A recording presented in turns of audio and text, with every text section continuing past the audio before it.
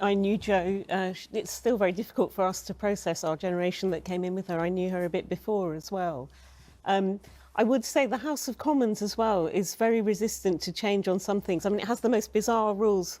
Only as recently as 2015, all the clerks would have wigs. They wrote all the statutes on parchment made out of calf skin. So some of these things could change. Should a pledge be signed up to by MPs to moderate language? Yeah, I mean, I would buy that. And I think the fish rots from the head down. And we have a Prime Minister who's got a deliberate strategy of this dog whistle politics. He is saying these things on purpose. I was in there. I had to leave after Paula Sherriff, actually, because it was just so difficult to be there. He was, you know, people were saying, can you stop using this term surrender bill? It's an act of parliament, been passed by our MPs, and he was doing it like almost like a swear box, that he was getting rewards from Dominic Cummings every time he said it. The Prime Minister says he'll continue to use that. Exactly. So if he doesn't change, then, you know, it starts from the top. Do you feel you've gone too far sometimes? Well, I think the House of Commons chamber, people all know Prime Minister's questions. It's sort of 45 minutes on a Wednesday. There's a lot more that MPs do other than that.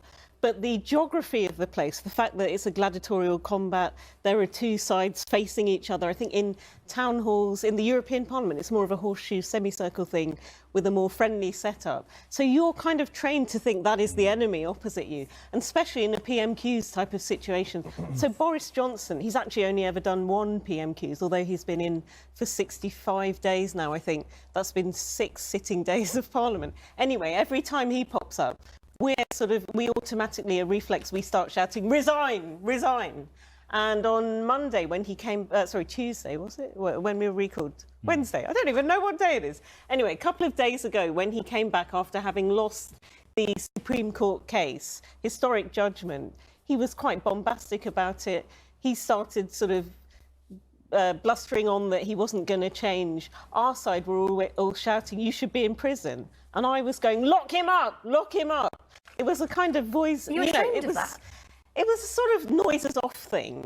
But, you know, the way our workplace works, it is like no other adult workplace on earth. Everything is televised, these clips are made, and so he was also playing to the gallery. And yeah, I mean, I think it's very juvenile now. You know, what did that achieve? Not a lot. But their side's also shouting, so your side wants to shout louder. The atmosphere around Parliament is quite toxic. The entrance we take out of Westminster Tube, there are people with placards saying, we voted leave, get on with it.